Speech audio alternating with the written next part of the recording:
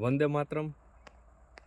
હું તમને એક નમ્ર અપીલ કરું છું કે આ વિડીયો એટલો શેર કરજો નીતિન ગડકરી સુધી અને આપણા લોકલાડીલા મુખ્યમંત્રી શ્રી ભૂપેન્દ્ર પટેલ સુધી પહોંચાડજો. આ વિડીયોના માધ્યમથી તમને એટલું કહેવા માગું છું કે આમરણથી મોરબી જતા રસ્તા ઉપર ઓછામાં ઓછા 6 થી 7 પુલિયાનું કામ અત્યારે ચાલુ છે. આ પુલિયા એટલે કે નાલિયાના સ્વરૂપમાં નાના છે, ઓમ 3 મીટરમાંથી મોટા કરીને 7 મીટરના કરવામાં આવે છે. પણ મિત્રો, આનું કામ કેવું થાય છે ને એ હું તમને બતાવું છું. અત્યારે જો આ પુલિયું છે, આ પુલી બતાવો તો. આ પુલિયાનો એક ભાગ છે.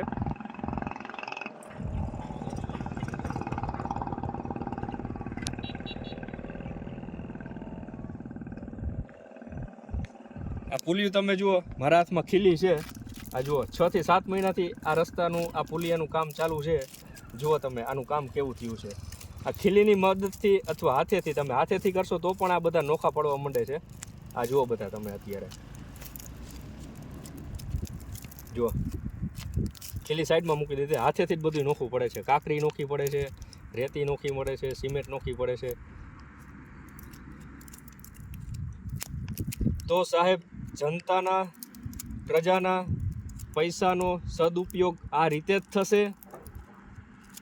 આ કેવું કામ થયું છે મારે કહેવાની જરૂર નથી, પણ તમને વિડીયોમાં દેખાઈ જશે કેવું કામ થયું છે. નક્કી તમારે કરવાનું છે કેવું થાય છે તે.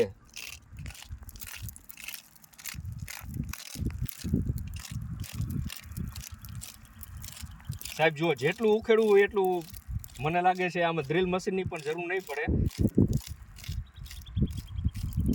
આ બખો એમને થઈ જશે.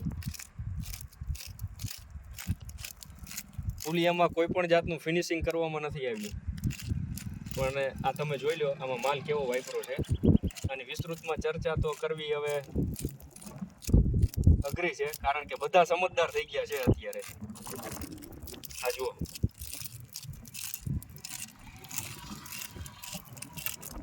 તમને નમ્ર વિનંતી છે, આ જોઈને યોગ્ય નિર્ણય લ્યો અને યોગ્ય એવી સજા બેસાડો કે જેથી ભવિષ્યમાં પણ કોઈ આવા કામ કરતા પહેલા 100 વાર વિચારે. તમે જોઈ હશે મોરબીમાં જે દુર્ઘટના બની છે પુલ ઉપર. સાહેબ, તો આમાં પણ શું વાર લાગશે આવા કામમાં? તમે જુઓ.